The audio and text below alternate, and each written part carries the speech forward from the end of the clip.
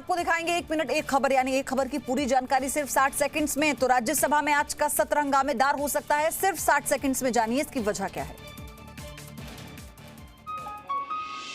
केंद्र सरकार आज संसद में किसानों से जुड़े 3 बिलों को राज्यसभा में पेश करेगी। शिरोमणि अकाली दल के विरोध के बावजूद सरकार को भरोसा है कि वो इन बिलों को राज्यसभा से भी पास करा लेगी। विपक्ष के विरोध के कारण बने ये बिल हैं: कृषि उपज व्यापार और वाणिज्य, संवर्धन और सुविधा बिल, मूल्य आश्वासन और कृषि सेवाओं पर किसान संरक्षण एवं सशक्तिकरण बिल और आवश्यक वस्तु संशोधन बिल। संसद के उच्च सदन में अभी बहुमत का आंकड़ा 122 का है। बीजेपी का दावा है कि उसके साथ 130 सांसद हैं। बीजेपी को एआईएडीएमके के 9 सांसदों, टीआरएस के 7, वाईएसआर कांग्रेस के 6, शिवसेना के 3, बीजू जनता दल के 9 और टीडीपी के 1 सांसद से समर्थन का भरोसा है। सूत्रों के मुताबिक अगर राज्यसभा में किसानों से जुड़े बिल पर ध्वनिमत की जगह मत विभाजन की नौबत आती है तो कुछ पार्टियां या तो वॉकआउट करेंगी या फिर मत विभाजन में हिस्सा ही नहीं। अभिनेता सुशांत सिंह राजपूत की मौत को लेकर किन सवालों के जवाब मिल सकते हैं, देखिए 60 सेकंड्स पे। किसानों पर बिल के विरोध में देश भर में प्रदर्शन हो रहे हैं। आज भी ये प्रदर्शन जारी रहने की उम्मीद है। भारतीय किसान यूनियन ने कहा कि फसलों के न्यूनतम समर्थन मूल्य और दूसरी मांगें लागू होने तक वो अपना विरोध जारी रखेगा। ये राष्ट्र विरोधी हैं, देश के किसी नागरिक को इनका फायदा नहीं है, केवल कारपोरेट के फायदे के लिए बनाए गए हैं और इन अध्यादेशों का जो है वो हर तरह से विरोध किया जाएगा। वहीं बिल का विरोध कर रही शिरोमणि अकाली दल ने कांग्रेस और आम आदमी पार्टी पर सवाल किए हैं। अकाली दल ने पूछा कि इन दोनों दलों ने लोकसभा में बिल का विरोध क्यों नहीं किया। आज किसानों के प्रदर्शन को देखते हुए हरियाणा के गृह सचिव ने सभी जिलों के डीसी और एसपी को चिट्ठी लिखी है। सरकार की कोशिश है कि लोगों को शांतिपूर्ण धरने के लिए मनाया जाए, उन्हें नेशनल और राज्य हाईवे को ब्लॉक करने से रोका जाए। अगर हाईवे जाम होते हैं तो दूसरे वैकल्पिक रास्तों पर ट्रैफिक को फौरन मूव किया जाए। प्राइवेट अस्पतालों को अलर्ट पर रहने के निर्देश दिए गए हैं। कोरोना संक्रमण की वजह से संसद का मॉनसून सत्र जल्द खत्म हो सकता है। लगातार सांसद और संसद के कर्मचारी कोरोना पॉजिटिव निकल रहे हैं। सूत्रों के मुताबिक इस मंगलवार या बुधवार को सत्र खत्म हो सकता है। कल हुई बिजनेस एडवाइजरी कमेटी की बैठक में ये सहमति बनी है कि सत्र की अवधि कम की जाए। कल राज्यसभा सभापति वेंकैया नायडू ने भी कोरोना संकट पर चिंता व्यक्त की और कहा कि माननीयों का महामारी से बचाव जरूरी है। केंद्रीय मंत्री नितिन गडकरी और प्रहलाद पटेल समेत कई सांसद पहले ही संक्रमित हो चुके हैं, इसीलिए चिंता और बढ़ गई है। मॉनसून सत्र के शुरू होते ही 27 सांसद कोरोना संक्रमित। अभिनेता सुशांत सिंह राजपूत की मौत की वजह एम्स की उस रिपोर्ट से पता लग जाएगी जिसे वो आज सीबीआई को सौंपेगी।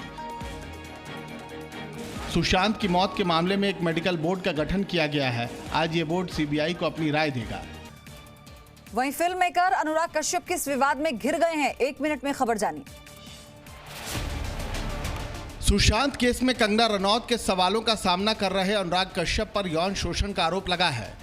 अभिनेत्री पायल घोष ने अनुराग कश्यप को ट्विटर पर टैग करते हुए लिखा, अनुराग कश्यप ने मेरे साथ जबरदस्ती की। नरेंद्र मोदी जी, आपसे अनुरोध है कि इनके खिलाफ कार्रवाई कीजिए ताकि देश को पता चले कि हकीकत क्या है। मुझे पता है कि ये कहना मेरे लिए नुकसानदेह है और मेरी सुरक्षा खतरे में है, कृपया मदद कीजिए। कंगना रनौत ने पायल घोष के ट्वीट को रीट्वीट किया और #मीटू के साथ अनुराग कश्यप की गिरफ्तारी की मांग कर दी। हालांकि अब तक पायल घोष ने अनुराग कश्यप के खिलाफ केस दर्ज नहीं करवाया है। राष्ट्रीय महिला आयोग के अध्यक्ष रेखा शर्मा ने पायल घोष से पूरी जानकारी मांगी है ताकि मामले में कार्रवाई की जा सके। उधर अनुराग कश्यप ने पायल घोष को संबोधित करते हुए एक के बाद एक 4 ट्वीट किए और कहा, बस यही कहूंगा कि जो भी आरोप हैं आपके सब बेबुनियाद हैं। आने वाले दिनों में मुझ पर और भी कई हमले होंगे, इंतजार है। दिल्ली पुलिस के स्पेशल सेल को एक बड़ी कामयाबी मिली है। स्पेशल सेल ने 3 जासूसों को गिरफ्तार किया है, जिसमें चीन की एक महिला, एक नेपाली और एक फ्रीलांस पत्रकार शामिल है। राजीव शर्मा नाम का ये पत्रकार चीन के लिए जासूसी कर रहा था। राजीव शर्मा डोकलाम और गलवान में मौजूद भारतीय सेना से जुड़ी अहम जानकारियां चीन के अखबार ग्लोबल टाइम्स को दे रहा था। जांच के दौरान पता चला कि चाइनीज महिला फर्जी कंपनियों के जरिए अभी तक राजीव शर्मा को करीब 40 लाख रुपए दे चुकी थी। दिल्ली पुलिस के स्पेशल सेल ने तीनों जासूसों को ऑफिशियल सीक्रेट एक्ट के तहत गिरफ्तार किया है। चीन की यह महिला अपने नेपाली साथी के साथ मिलकर चीन के लिए जासूसी का काम करती है। इनिशियल इंटरोगेशन में ये मालूम चला कि ये कुछ चाइनीज़ इंटेलिजेंस ऑफिसर्स के टच में है और यहाँ इंडिया से कुछ सेंसिटिव डिफेंस इंफॉर्मेशन चाइनीज़ जो इंटेलिजेंस ऑफिसर्स थे उनको पास ऑन कर रहे थे। अगली खबर उत्तर प्रदेश में आज होने वाली परीक्षा की। कोरोना काल में इसके लिए क्या इंतजाम है, देखिए 1 मिनट में। उत्तर प्रदेश में इंजीनियरिंग, मैनेजमेंट और फार्मेसी संस्थानों में प्रवेश के लिए आज राज्य प्रवेश परीक्षा होगी। इस परीक्षा के लिए पूरे देश में 206 केंद्र बनाए गए हैं। परीक्षा 3 पालियों में सुबह 9 से 11 बजे, दोपहर 12 से 3 बजे और शाम 3:45 से 6:15 तक होगी। परीक्षार्थियों को 1 घंटा पहले सेंटर पर पहुंचना होगा। इस परीक्षा की निगरानी artificial intelligence tool chat bot से की जाएगी। सभी परीक्षा केंद्रों पर सैनिटाइजेशन एवं सोशल डिस्टेंसिंग की व्यवस्था की गई है। हर पाली के बाद कमरों को सैनिटाइज किया जाएगा। परीक्षा केंद्रों पर छात्रों और कर्मचारियों को थर्मल स्क्रीनिंग के बाद प्रवेश दिया जाएगा। विद्यार्थियों को मास्क लगाकर सैनिटाइजर और पानी की पारदर्शी बोतल को साथ लाने के लिए कहा गया है। कर्मचारियों के लिए मास्क और दस्ताना पहनना जरूरी है। परीक्षा केंद्रों पर आइसोलेशन रूम भी बनाए गए हैं। थर्मल स्क्रीनिंग में जिन छात्रों का तापमान 99.4 डिग्री सेल्सियस से ऊपर होगा, उनको आइसोलेशन रूम में परीक्षा देनी होगी। और अब बात वाराणसी से प्रसिद्ध संकटमोचन मंदिर की। भक्तों को आज से भगवान के दर्शन शुरू हो गए हैं। वाराणसी के संकट मोचन मंदिर को आज 183 दिन बाद सुबह 6 बजे खोल दिया गया।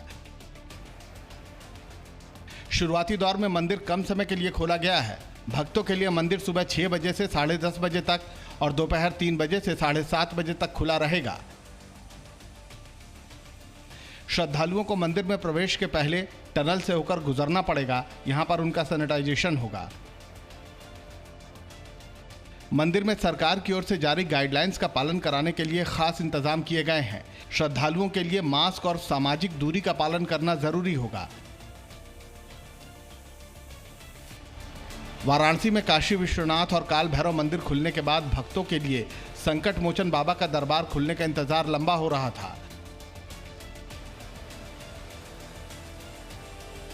मंदिर में वैश्विक महामारी कोरोना से बचने की तैयारियों के बाद अब इसे भक्तों के लिए खोल दिया गया। पाकिस्तान की घुसपैठ की कोशिशों को नाकाम करने के लिए सेना ने नया क्या किया, आप जानिए 60 सेकंड्स में। भारतीय सेना ने लाइन ऑफ कंट्रोल के पास 3000 अतिरिक्त सैनिकों को तैनात किया है। ये पहल पाकिस्तान की ओर से लगातार की जा रही घुसपैठ की कोशिशों को नाकाम करने के लिए की गई है। सूत्रों के मुताबिक एलओसी पर घुसपैठ को रोकने के लिए एक अतिरिक्त टुकड़ी तैनात की गई है और इस कदम के अच्छे परिणाम भी मिले हैं। जानकारी के मुताबिक एलओसी पर तैनात अतिरिक्त जवान घुसपैठ की सभी कोशिशों को नाकाम करने में कामयाब रहे हैं और आतंकवादियों को सीमा में घुसने से रोका गया है। पाकिस्तान की सेना इस साल आतंकवादियों की भारत में घुसपैठ कराने में विफल रही है। अगले 3 महीनों में एलओसी के आसपास भारी बर्फबारी शुरू हो जाएगी, इसीलिए पाकिस्तान में बैठे आतंकियों की कोशिश है कि इससे पहले घुसपैठ को अंजाम दिया जाए। सेना प्रमुख ने हाल ही में जम्मू कश्मीर का दौरा किया था। इस दौरान सेना प्रमुख ने एलओसी की फॉरवर्ड लोकेशंस का दौरा किया और सैनिकों की ऑपरेशनल तैयारियों की समीक्षा की थी। पूर्वी लद्दाख में भारत और चीन के बीच सीमा विवाद जारी है। वहीं पाकिस्तानी सेना ने एलओसी पर सीज फायर उल्लंघन बढ़ा दिया है।